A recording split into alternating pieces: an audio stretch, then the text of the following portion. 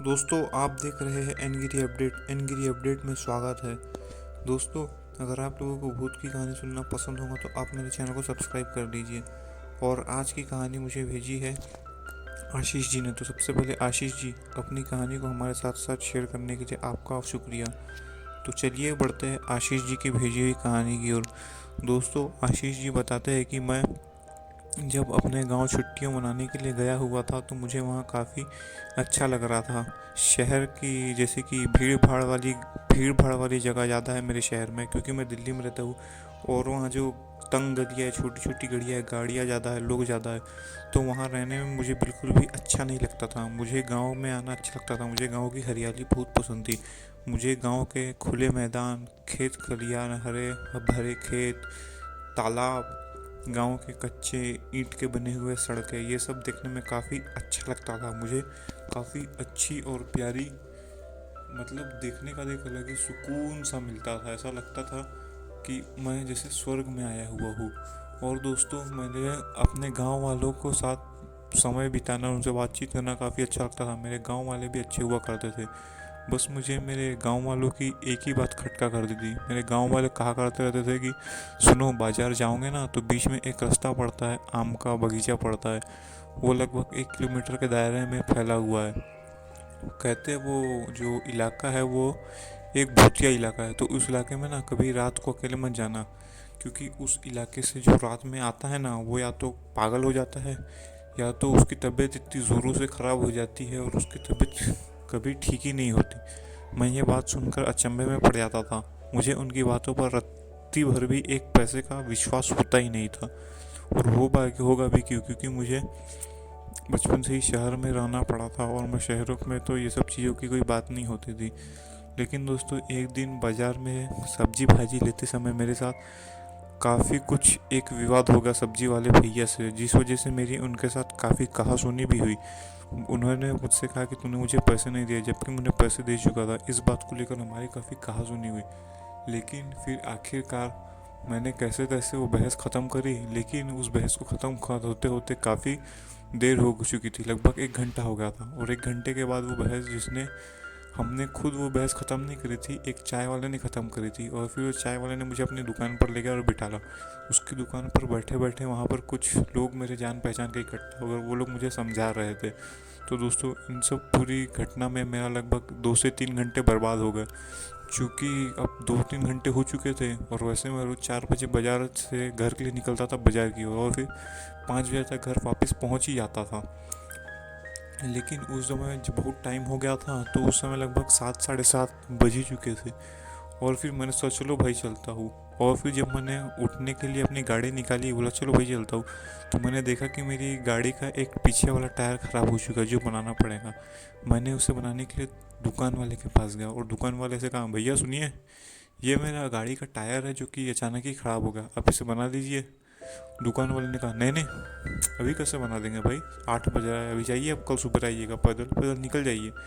हाँ हाँ, वैसे आप वो गांव का आदमी है ना, अच्छा ठीक है भाई, एक काम करो, जल्दी चले जाओ, रात में रास्ते से ना सुनसान नहीं है, अभी गाड़ी बनाने में काफ़ी समय बीत जाएगा। तो मैंने उससे कहा, नहीं नहीं नहीं, ऐसे कैसे, आप भी तो उसी इलाके में रहते हो। तो उस पंचर वाले ने मुझसे कहा, अच्छा सुनो, तुम अपनी एक काम करो, गाड़ी यहीं रख दो, मेरी बात मानो, बहस मत करो। मैं तुम्हें अपनी गाड़ी से तुम्हारे गाँव छोड़ दूंगा। रात में वो इलाके से जाना बहुत ही खतरनाक हो सकता है। मुझे उसकी बात पर भरोसा नहीं हुआ, उल्टा मुझे उसकी बात पर काफ़ी गुस्सा आया। मैंने भड़कते हुए उसे कहा, अबे तुझे जितना बोल रहा हूँ ना, सिर्फ उतना सुन, समझा, ज़्यादा बकर बकर नहीं करना मेरे सामने, नहीं तो मैं नहीं तो मैं तेरी कंप्लेंट कर दूंगा। ये बात सुनकर वो आदमी डर गया और उसने मुझसे कहा, अच्छा ठीक है भाई, मैं कर देता हूँ। और उसने मेरी लगभग गाड़ी बनाने में 1 घंटे का समय लिया। और फिर जब मैंने उससे कहा, अच्छा सुनो, अब अगर तुम जाओगे कहाँ से, उसने कहा पैदल ही आता हूँ साहब। तो मैंने उससे कहा, अच्छा चलो, मैं तुम्हें अपनी गाड़ी से वहाँ तक छोड़ देता हूँ। उसने मुझसे कहा, नहीं नहीं, अब मैं काफ़ी लेट हो चुकी है, 8:30 लगभग रात के बज चुके हैं, जाते जाते आधे घंटे, नहीं नहीं, आप ही जाओ, आप ही जाओ। उसने मुझसे ऐसा कहा। मैंने उससे कहा, तू क्यों नहीं आएगा। तो उसने मुझसे कहा कि भैया, ये रास्ता ना काफ़ी ख़तरनाक है, अब आप मान ही नहीं रहे हो तो आप चले जाओ, हम क्यों जाए बोला। उसने ये बोला और वहीं के वहीं अपनी दुकान के अंदर ही एक नीचे चटाई बिछाई, वहीं पर सोने लगा। और अपनी दुकान बंद करते हुए बोला, अच्छा भैया सुनो, मेरी बात मानो तो आप भी मत जाओ आज। मैंने उससे कहा, अरे चुप कर यार, मैं जा रहा हूँ।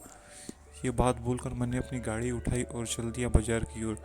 मैं जब घर की ओर निकल रहा था तो आसमान में तारे काफ़ी टिमटिमा रहे थे। साथ ही ऐसा माहौल हो रहा था कि जैसे काफ़ी ठंडी का माहौल हो।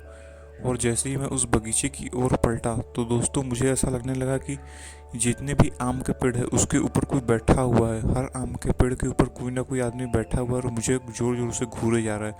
मुझे ऐसा एहसास तो हो ही रहा था कि कोई मुझे देख रहा है। मैंने अपने दाईं और बाईं दोनों तरफ देखा कि कोई आदमी मुझे घूर तो नहीं रहा है। मैंने वैसा काफ़ी अगल बगल देखा ही था कि मुझे एहसास हुआ कि मेरी गाड़ी काफ़ी भारी हो गई, मेरी गाड़ी चल नहीं रही है। मुझे लग रहा था कि मेरी गाड़ी की स्पीड कम है। तो मैं जब स्पीड अपनी बढ़ाई तो मैंने देखा का, और मैंने जो देखा वो देख कर हैरान हो गया, क्योंकि मेरी गाड़ी की स्पीड मैंने 60 पर कर दी थी। और मेरी गाड़ी लगभग उस स्पीड से चल रही थी, मान लीजिए कि मैं 20 की स्पीड से गाड़ी चला रहा हूँ। मैं हैरान था और मुझे गाड़ी चलाने में भी काफ़ी तकलीफ़ हो रही थी, जैसे कि मैंने अपने पीछे किसी काफ़ी भारी भरकम आदमी को बिठाल रखा हो। तभी दोस्तों जैसे ही मैंने ये चीज़ सोची कि मुझे एहसास हुआ कि कोई मेरी गाड़ी के ऊपर पीछे बैठा हुआ है और वो मेरे कंधे के ऊपर हाथ रखा हुआ मेरे कंधों को सहलाते हुए हंस रहा है, और मुझे हंसने की भी आवाज़ आने लगी। दोस्तों मैं काफ़ी हैरान था। मैंने सोचा कि ब्रेक लगाता हूँ।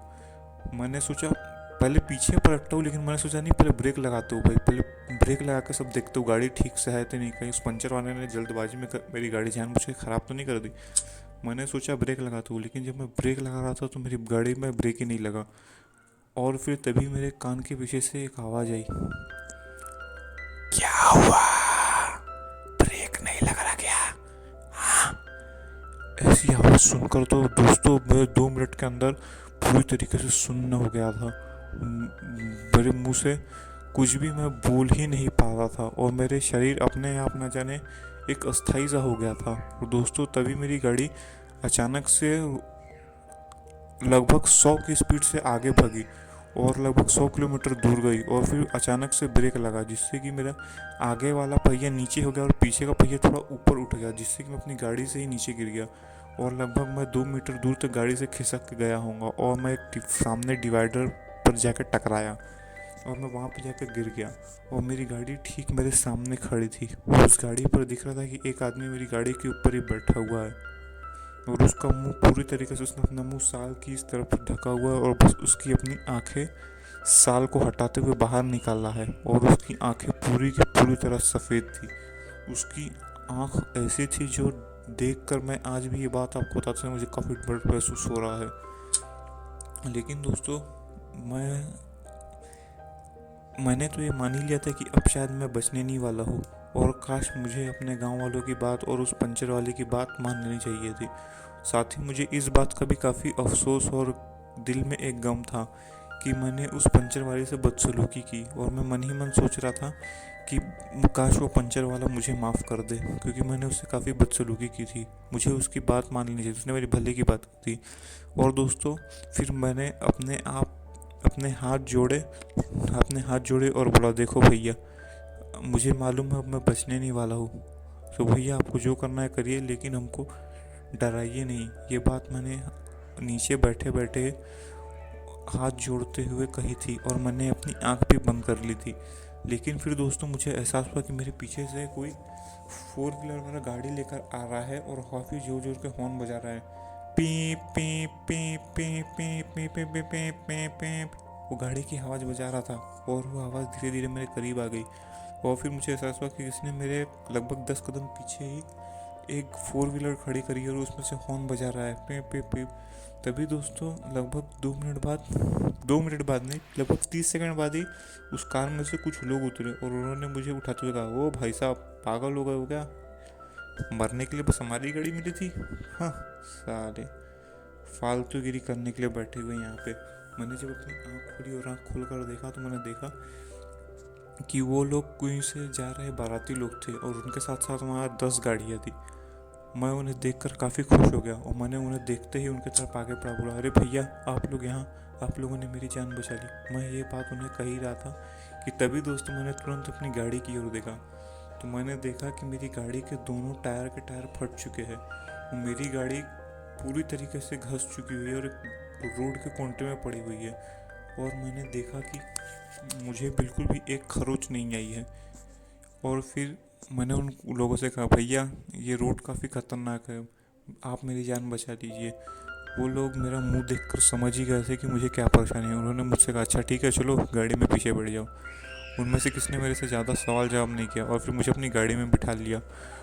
और उन्होंने मुझे लगभग वो मैदान, वो जो मार्केट था, मतलब जो बगीचा था, वो पार करा दिया। और पार कराने के साथ साथ मेरे गांव के करीब लाया छोड़े, बोले देखो अब यहाँ से तुम अकेले ही घर चले जाओ, हमें यहाँ से जाना है। मैंने उनसे कहा, भैया शुक्रिया, आपका बहुत बहुत शुक्रिया। ये बात भूलकर मैं अपने गाँव की ओर चल दिया।